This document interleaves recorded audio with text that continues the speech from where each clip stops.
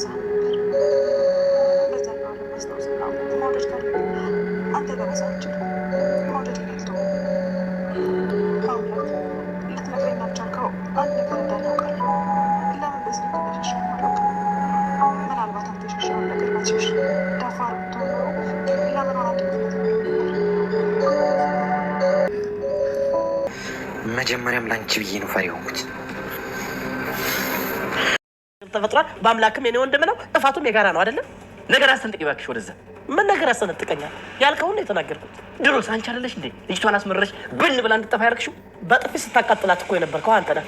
እኔ ይፍቱ ደሜን እንኳን አፈሳ አንድ ነገር አልተናገርኳት። እሱም ቢሆን በአንቺ ምክንያት። አንተ ሰውዬ ጨቅጭቀ ለዝልዝል ልገለኝ ነው እንዴ? ምንድነው አንድ ነገር 10 ጊዜ መደጋገም? አይ እኔም ብን ብገኘቴ ነው በአንተ ምክንያት። እሺ ያ እንከቱ አሁንስ አበዛው። ምን ነው ይፍቱ ስራ ገደል ግቡላችሁ። ምሽ ወይ ህብስቴ ምን ሆንሽ? ታፈስ ሁሉንም ነገር እያወቅሽ እና እኔ ከሞተች በኋላ ማንም ሰው እንደዚህ በፍቅር አውጥቶኝ ያውቃል? እንዴት አትከፊ እናቴ። ነገሩ የትየንሳት ዞሽ የኔ ወርቅ ወደ ባሻ አትሁኝ እናቴ። እንዲህ ደግሞ አይክፋሽ፣ አይዞሽ። እሺ ልጅ ነበር።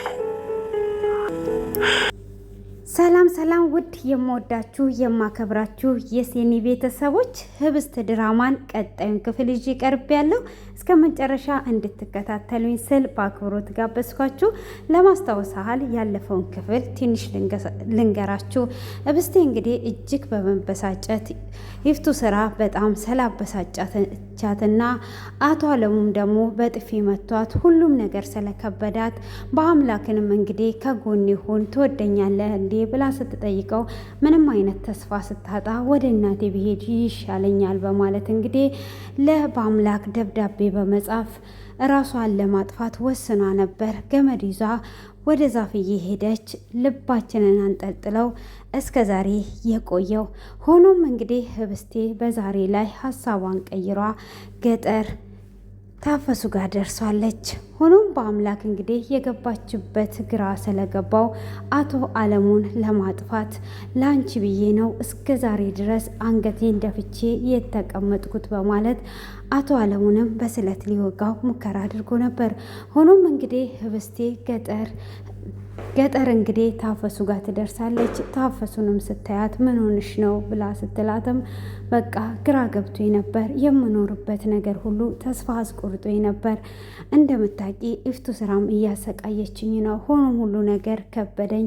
ከዚህ በኋላ መኖር የለብኝም። ለምንድን ነው የምኖረው ብዬ ስላሰብኩኝ ራሴን ላጠፋ ቆርጬ ነበር። ሆኖም ግን እናቴ ያለችኝ ነገር ትዝ አለኝ።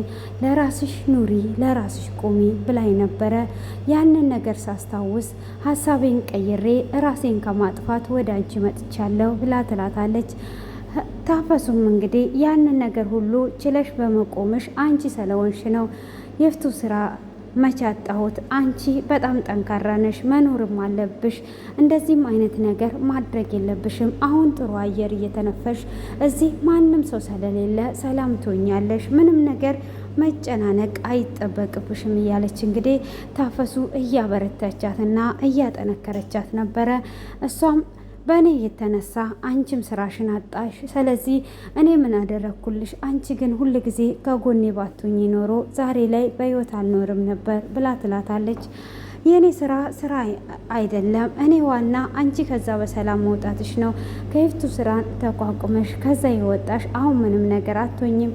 እኔም ስራውን እፈልጋለሁ፣ ችግር የለውም በማለት እንግዲህ ህብስቴን ታበረታታለች። ሆኖም እንግዲህ እሷም ገጠር እዛ ከወሰደቻትና እዛ አብረው ውጪ ላይ ከሆኑ ካወሩና ከተጫወቱም በኋላ እትዬ ይሄኔ ልጅቷን በባዶ ሆዷ እያሽከረከርሻት ነው ትለኛለች። ስለዚህ ወደ ቤት መመለስ አለብን ብላ ትላታለች።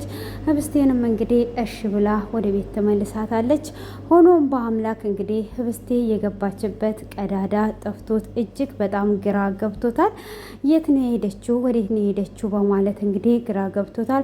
አቶ አለሙም እንግዲህ ይፍቱ ስራን ይሄ ሁሉ ባንቺ የተነሳ ነው። እቺ ልጅ የት ነው ያደረግሻት? ያደረግሽበትን ነገር አምጪ፣ ምንስ አዲስ ነገር አለ ብሎ ይጠይቃታል። ይፍቱ ስራም እንዴ አለሙ እኔን እየተጠራጠርከኝ ነው ወይ ያለኸው ወይስ ምንድን ነው? እኔ ቤት ቁጭ ብዬ ምን አይነት አዲስ ነገር ሊኖር ይችላል? ደግሞ ለዚች እስስት ምን ሊኖር ይችላል ብለህ ነው አንተ እየጠየከኝ ያለው? ጠርጥራኝ ነው ብላ ትለዋለች። ለምን አልጠረጥርሽም? በደንብ ነው የጠረጠርኩሽ። ለምንድን ነው የማልጠረጥርሽ? ልጅቷን እኮ እንደ ሳት አድርገሻት፣ እዛ እንደ ሳት እየለበለብሻት፣ እያንገላተትሻት፣ ልጅቷ ብን ብላ እንድትጠፋ ያደረግሻት አንቺ ነሽ። ተያት ብዬሽ ነበረ። ስለዚህ ልጅቷ ሲመራት ብን ብላ ጠፋች። ለምንድን ነው የማልጠረጥርሽ? የት እንደወሰድሻት በማለት ይናገራታል። እኔ የፍቱ ስራ አንተ ጭራሹኑ ብለህ እኔን ከጠረጠርከኝማ እኔ ለምንድን ነው ከዚህ ቤት እንድትወጣ የማደርጋት? ሲጀመርም በአንተ ሰበብ ነው እንጂ ወጣችሁ በእኔ ሰበብ አይደለም በማለት እንግዲህ እርስ በርስ እየተብላሉ ይገኛሉ። እየተብላሉ ሳይሆን እየተባሉ ይገኛሉ ማለት ነው። ያው አንዳንድ ጊዜ አማርኛዎች ስፕሪዝ ይሆናሉ፣ ይቀያየጣሉ። ምንም ማለት አይደለም። ዋና መግባባታችን ነው እንግዲህ አቶ አለሙ አንተ በጥፊ ያን ጊዜ ስታጮላት እንደዛ ያ ሁሉ ፊቷ ፊም እስኪመስል ስትመታት ይሄ ሁሉ በአንተ አይደል ወይ? ከዚህ ቤት ሲወጣችሁ በዛ ምክንያት አይደል ወይ ትለዋለች። በጥፊ የሚመታዋት ከሆነ በአንቺ ሰበብ ነው፣ በአንቺ የተነሳ ነው። እኔ እንኳን ደሜን አፍስሷኝ እንኳን እጄን አላነሳውባትም። አንተ እጅህን ስታነሳባት ነበር ይሄን ማሰብ የነበረብህ ብላ ትለዋለች። እንግዲህ እርስ በራስ እየተጨቃጨቁ ባለበት እንግዲህ ያ እንከፍ ወንድምሽና ባንቺ የተነሳ ነው፣ ያ እንከፍ ወንድምሽ የታለ ብሎ ይላታል። ዛሬ ላይ ነው እንዴ የኔ ወንድም መሆኑ የታየ? አሁን ጥፋት ሲመጣ ወንድሜንና እኔን ነው። ከዚህ አንተ እንደዚህ የምትሆን ከሆነ ከማበዴና ጨርቄን ጥዬ ጎዳና ከመውጣቴ በፊት እንደ ብስቴ ብን ብዬ ብጠፋ ይሻለኛል ብላ ትለዋለች። ለምን ካዲያ ብን ብለሽ አጠፊም? አሁን ልጅቷ የገባችበት ገብተን ማግኘት አለብን። እኛ እናገኛለን ያልነውን ነገር ሳናገኝ ይኸው ልጅቷ ብን ብላ እንድትጠፋ ሆነች። ስለዚህ ይሄ እንከፍ ወንድምሽ አሁን የት አባቱ ነው ያለው ብሎ ይላታል። እሱ አያገባኝም ብላ ጥላው ትሄዳለች። እሱም ደጋግሞ በአምላክ ይደውልለታል። አንተ እንከፍ እገላሃለሁ፣ እችን ልጅ አንጠልጥለህ ካለችበት የማታመጣልኝ ከሆነ እገላሃለሁ እያለ እንግዲህ እየዛተ ይደውላል። በአምላክም እንግዲህ አብነት ጋር ነበረ። በአምላክም እጅግ በጣም ግራ ገብቶታል። እውነት ብስቴ የት ገብታ ይሆን? የት ነው ይሆን ያለችው? ወዴትስ ሄዷ ይሆን ብሎ ይላል። እሱም እንግዲህ እንደዛ በሚልበት ሰዓት አሁን እሱን ትተህ ወዴት እንደሄደች ካዲያ አንተ ማሰብ አለብህ። አሁን ቶሎ ብለ አምጣት ብሎ ይለዋል። እሱም ግራ ገብቶት እንግዲህ በአምላክን እያጽናናው አብነት ምንም ነገር አታስብ ህብስቴ ምንም ነገር አትሆንም ብሎ ይለዋል። ስልክ እየጠራ ነው ያለው፣ ለምን ስልክን አታነሳም በማለትም ሲለው ስልኬን ለምን አነሳለታለሁ በየሰኮንዱ እየደወለ እኔ የበላዋት ይመስል ቶሎ አምጣት ይለኛል። እኔ ከየት እንዳመጣት ፈልጎ ነው? መጀመሪያ አማራዋት ከዚህ ቤት እንድትወጣ ያደረጉት እነሱ ናቸው። አሁን ከየት እንዳመጣለት ፈልጎ ነው ብሎ ይለዋል። እኮ አንሳና አዲስ ነገር የለም ብለው ይለዋል። ምንም አዲስ ነገር የለም አላነሳለትም እያለ እንግዲህ አንተ ደግሞ በቃ ዝም ብለህ ተስፋ ነው የምትሰጠኝ ብሎ ሲለውም እኔ ዝም ብዬ ተስፋ አይደለም የምሰጥ፣ ምንም ነገር አትሆንም እኔ አምናለሁ፣ አንተ ራስህን አረጋጋ ብሎ ይለዋል። በአምነት እንግዲህ እሱን ለማበርታት እሱን ለማጠንከር እየመከረው እያለ በር ይንኳኳል። በርም ሲንኳኳ እግዚአብሔር ይመስገን በቃ መጣች በማለት እንግዲህ በአምላክ እኔ ልክፈትላት በቃ እኔ ካልከፈትኩላት ይላል።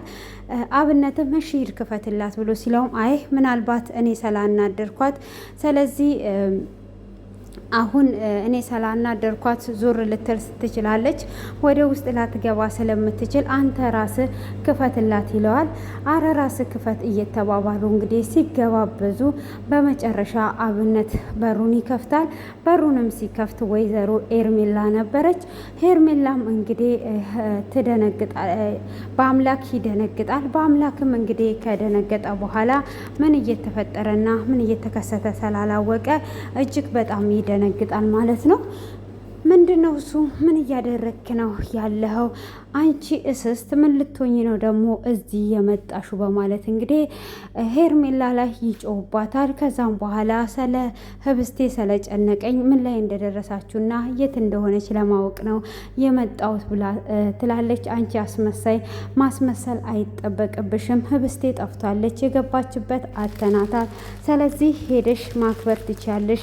እንኳን ደስ አለሽ፣ ይኸው ህብስቴ ጠፍቷለች ብሎ ይላታል። እንግዲህ ከዚህ እዚህ ምን አባሽ ልትሆኝን የመጣሽው በማለት ይጮውባታል ማለት ነው። ሆኖም እንግዲህ ከጨውባትም በኋላ እዛው ትቷት ይሄዳል። እሷም መጥፎ ሰዓት ነው ወይ የመጣሁት አብነት ትላለች። አዎ ትንሽ መጥፎ ሰዓት ነው የመጣሽው፣ እኔም እኮ ሰው ነኝ እቀየራለሁ። ስለዚህ የህብስቴ መጥፋት አሳስቦኛል። ምንስ አዲስ ነገር አለ ብላ ትጠይቀዋለች።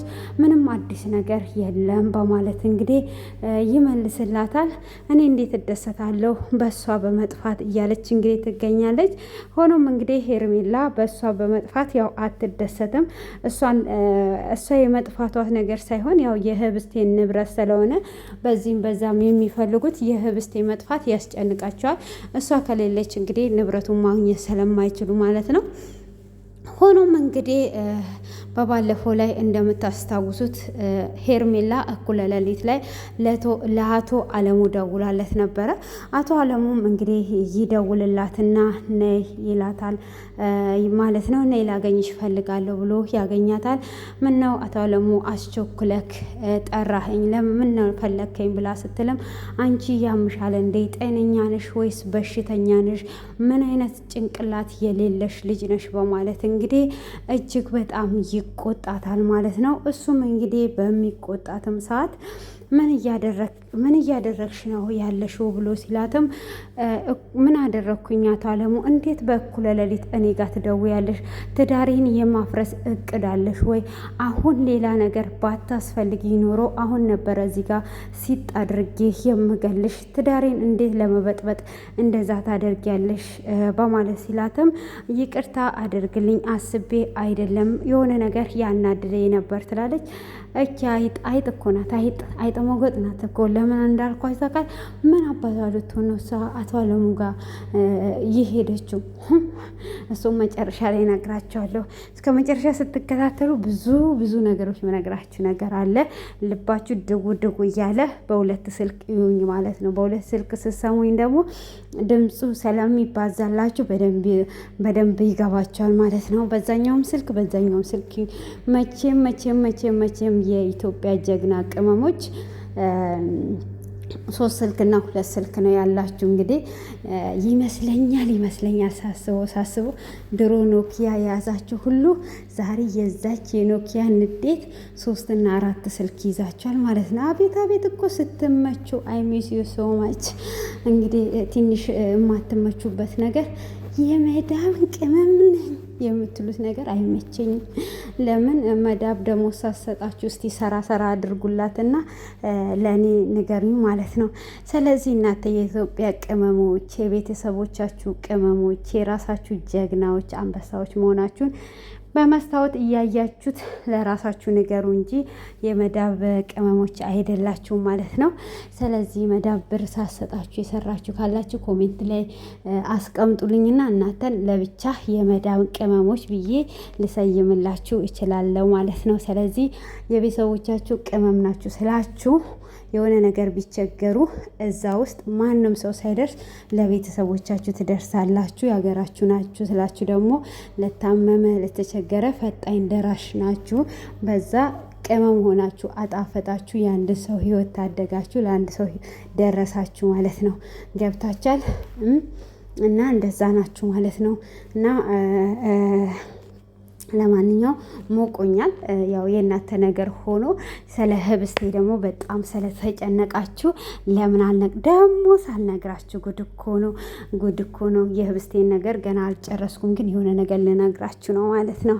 የምነግራችሁ ነገር እጅግ በጣም ልብ የሚያንጠለጥል ነው ማለት ነው። ግን አሁን አቶ ማን ነበር አስታውሱኝ እስቲ። አቶ አለሙ ማለት ነው። አሁን መጀመሪያ የእንትና የሆነ ሰው አስታውሶኛል። ግን የሚገርማችሁ ማለት ነው መጀመሪያ ወንድሟ መሆኑን አላወቀም ነበረ። አሁን ነገር ሁሉ ሲበላሽበት ወንድሟ እንደሆነ አወቀ። እስኪው ማነው ክርስቶስ አለ። ለማንኛውም ማለት ነው ወደ ድራማችን ስንገባ ህብስቴ እንግዲህ ገጠር ገብቷለች እንዴ ዝናብ ሊዘንብ ነው። አያችሁኝ? እኔ ያለሁበት እኮ ለምለም ሀይሚሲ እኔ እኮ ሙከየፉ እያለ ለምንድን ነው የሚሞቀኝ? ምን ሆንኜ ነው ላለካ ይኸው ምንድን ነው የሚባለው ይሄ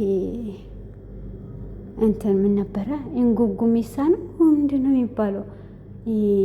አሁን የሰማችሁት ድምጽ ማለት ነው። ወይኔ እናቴ ምን ነበረ የሚባለው? በአማርኛው ጠፋብኝ። ወይ ጉድ መጽ አሁን የሰማችሁት ድምጽ ምንድን ነው የሚባለው? ይሄ ዝናብ ስልክ ደወለች ደግሞ አይጀለሴ። እንግዲህ ስሟ ሲጠራ ምዬ መዳብ ለመደወል በጣም አንደኛ ናት እና ህብስቴ አሁን ገጠር ገብታለች። ገጠርም ገና ከመግባቷ አንድ ልጅ ወዷታል ማለት ነው። እንግዲህ ማን ነው በአምላክ ደግሞ ደብዳቤውን ሲያይ እጅግ እያለቀሰ ነው፣ እያዘነም ነው ያለው። ሁሉ ነገር እንግዲህ ተወሳስቦበታል፣ ግራ ገብቶታል፣ ሊያድናት ስላልቻለም ማለት ነው። ህብስቴም እንግዲህ ገጠር ላይ የታፈስ እናት ስትንከባከባት አንዴ ጋቢ፣ አንዴ ምግብ፣ አንዴ ቡና ስትላት እናቴ ከሞተች ጀምሮ ዛሬ ላይ ብቻ ነው ሰው ሲንከባከበኝ ያየሁት እያለች ወደ ባሻ ሆኗም እያለቀሰች ነበረ። ሆኖም እንግዲህ እንክብካቤ እስከ ጥግ ነው። ገጠር እንግዲህ ስትመጡ እንክብካቤ እስከ ጥግ ነው ያለው ማለት ነው። ያው እምዬ መዳብ ስለደወለችልኝ ባጭሩ ልንገራችሁና ከዛም በኋላ ዘና ፈታ የሚያረጋችሁን ጋብዣችሁ ሄዳለሁ። አይ የቅድሙ ወሬማ ነግራችኋለሁ። የቅድሙ ወሬ እንደምንም ነግራችኋለሁ። እንግዲህ በአምላክ ሊወጋው ስለት ይዞ ገብቷል ማለት ነው። አቶ አለሙን እስከ መጨረሻው ከዚህ ላስወግድክ ብሎታል። እና ታፈሱ ደግሞ ህብስቴን ልትድራት ነው። አዛናል አሁን ደግሞ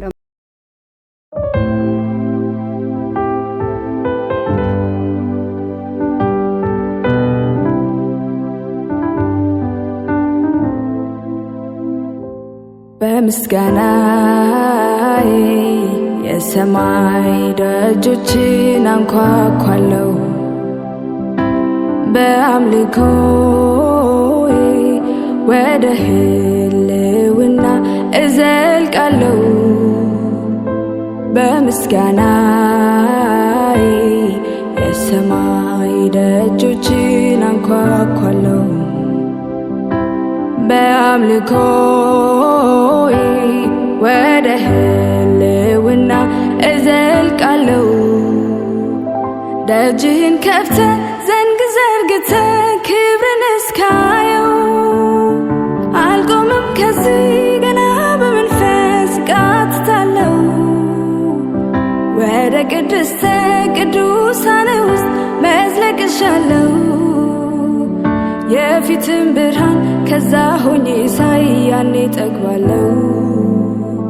ደጅህን ከፍተ ዘንግ ዘርግተ ክብርን እስካየው አልቆምም ከዚህ ገና በመንፈስ ቃትታለሁ። ወደ ቅድስተ ቅዱሳን ውስጥ መዝለቅ እሻለሁ። የፊትን ብርሃን ከዛ ሆኜ ሳይ ያኔ ጠግባለሁ። ወደ ቅድስተ ቅዱሳን መዝለቅ እሻለሁ። የፊትን ብርሃን ከዛ ሆኜ ሳይ ያኔ ጠግባለሁ። ፊትህን ሳየው እበረታለሁ። ፊትህን ሳየው ኃይል አገኛለሁ። ፊትህን ሳየው እበረታለሁ። ፊትህን ሳየው እፈወሳለሁ። ፊትህን ሳየው ኃይል አገኛለሁ። ፊትህን ሳየው እበረታለሁ። ፊትህን ሳየው ተስፋ አገኛለሁ። ፊትህን ሳየው እፈወሳለሁ።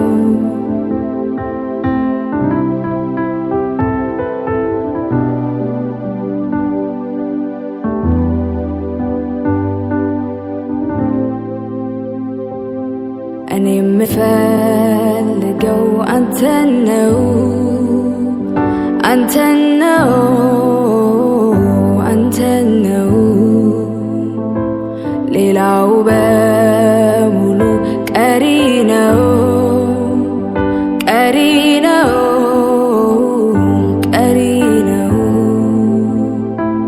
እኔ ምናፍቀው አንተን ነው አንተን ነው አንተን ነው ሌላው በሙሉ ቀሪ ነው ቀሪ ነው ቀሪ ነው እኔ የምፈልገው አንተን ነው ሌላው በሙሉ ቀሪ ነው እኔ የምፈልገው አንተን ነው ሌላው በሙሉ ቀሪ ነው ቀሪ ነው